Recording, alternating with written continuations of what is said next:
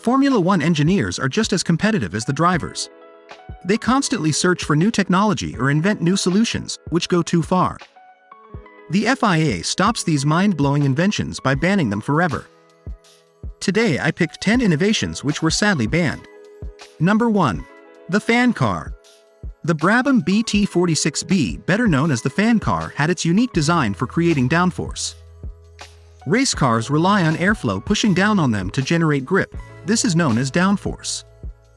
There are two main ways to generate downforce: stick wings to the top of the car or create a low-pressure zone underneath to suck the car onto the track.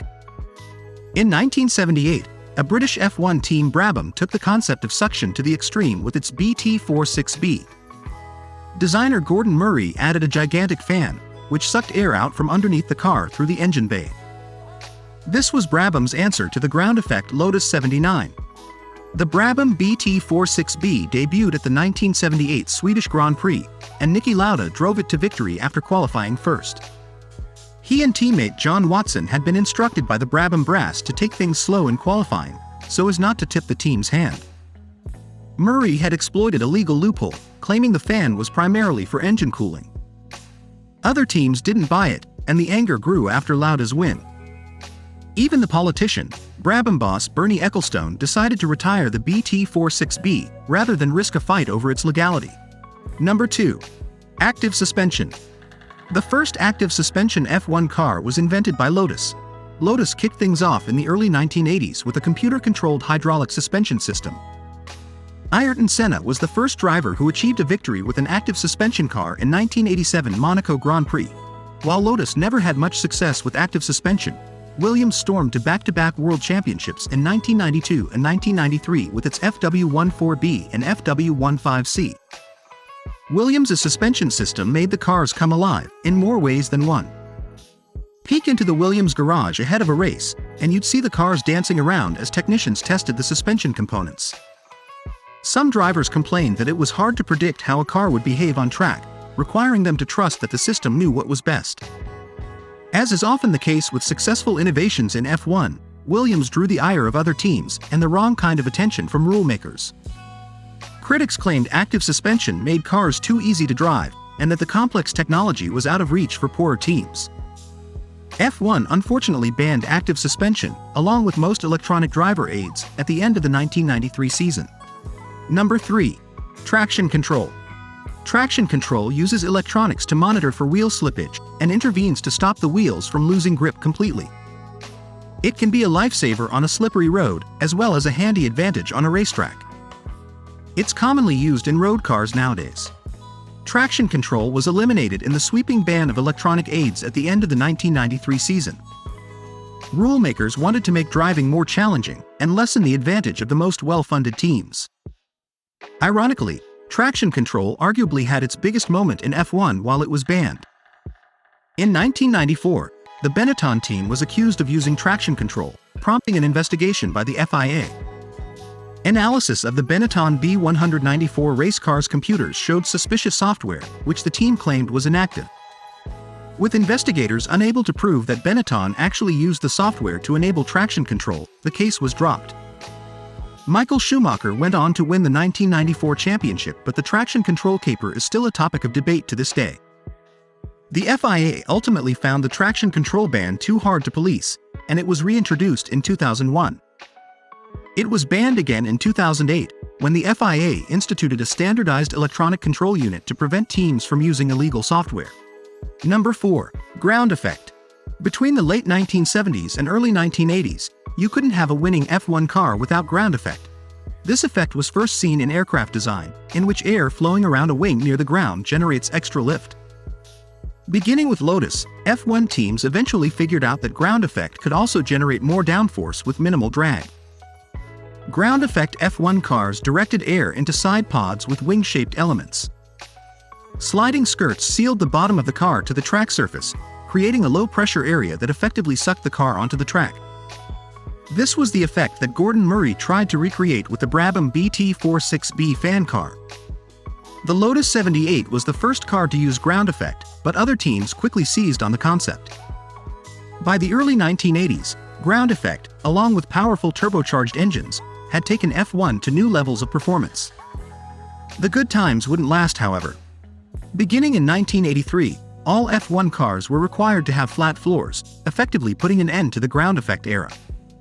The ban was instituted over safety concerns, owing to the higher cornering speeds of the ground effect cars, and the alleged possibility of a catastrophic loss of downforce if the underbody seal was broken. In 2022 and 2023, Red Bull's chief technical engineer, Adrian Newey, used ground effect so efficiently that Red Bull dominated the 2 seasons. Number 5. Exotic fuels. F1 teams work hard to maximize every aspect of the car, including the fuel that powers it. Oil companies have long invested in F1, looking to extract maximum performance from their products in the same vein as suppliers of engines, brakes, or tires. This all came to a head in the 1980s, when lax rules led teams down a rabbit hole of exotic fuels. Even F1 teams value fuel efficiency. More fuel means more weight, and weight is the enemy of performance.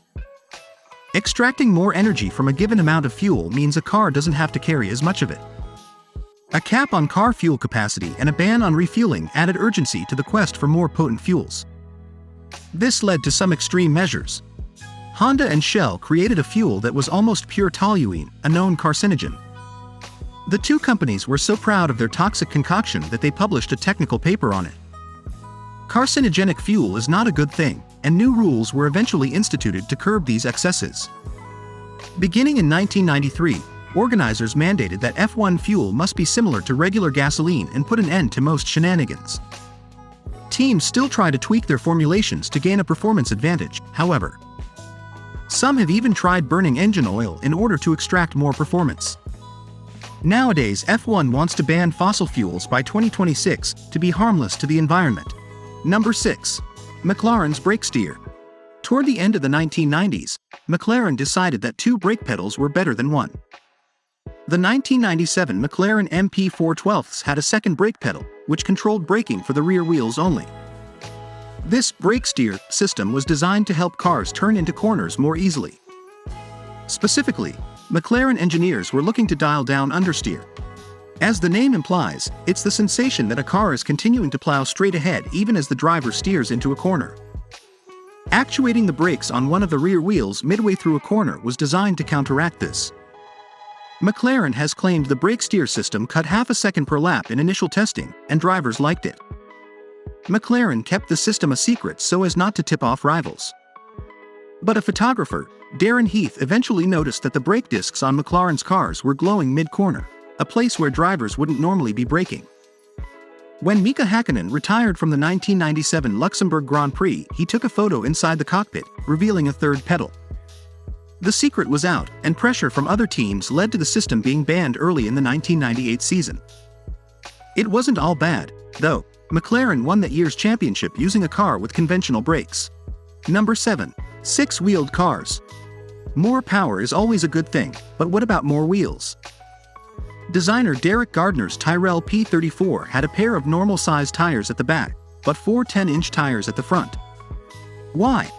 Gardner said the 4 small front tires offered more grip, and it would reduce the lift and drag, which are created by larger wheels. At any rate, the P34 wasn't successful. It had problems with degradation, because the smaller tires weren't developed too well, and if one front wheels locks up independently, it could cause a terrible accident.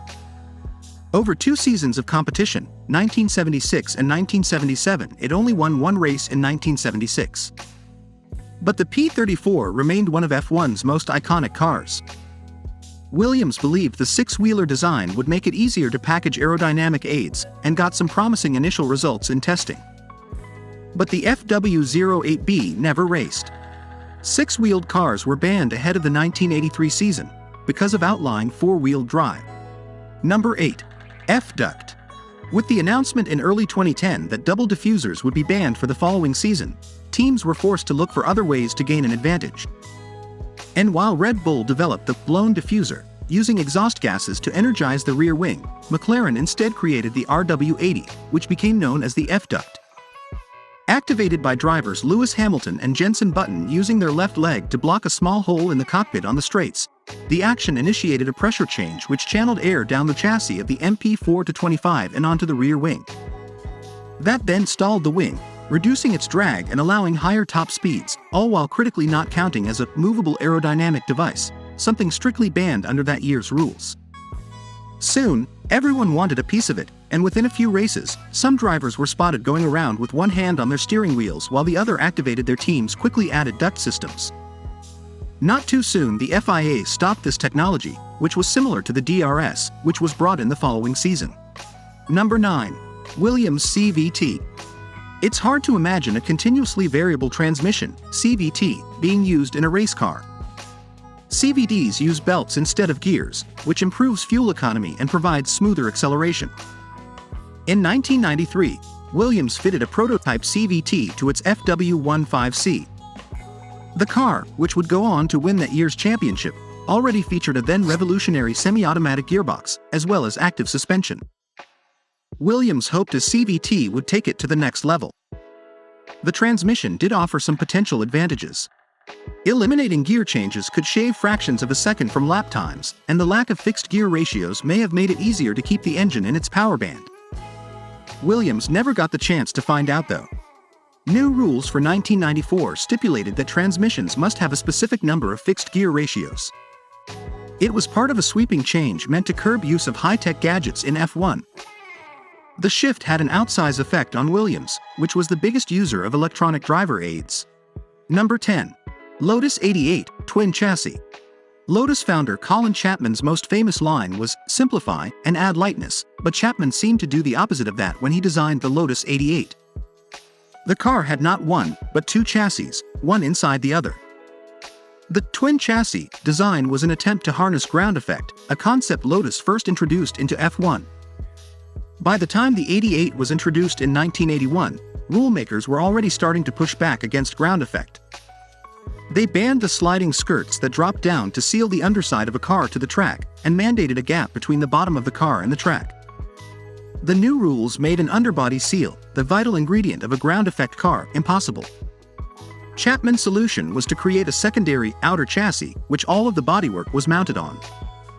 The outer chassis could move independently of the inner chassis, which served as the main structure of the car. Aerodynamic forces would push the outer chassis down onto the track, creating that all-important seal. The Lotus 88 never raced. It was quickly banned after protests from other teams. In 1983, new rules put an end to ground effect cars for good.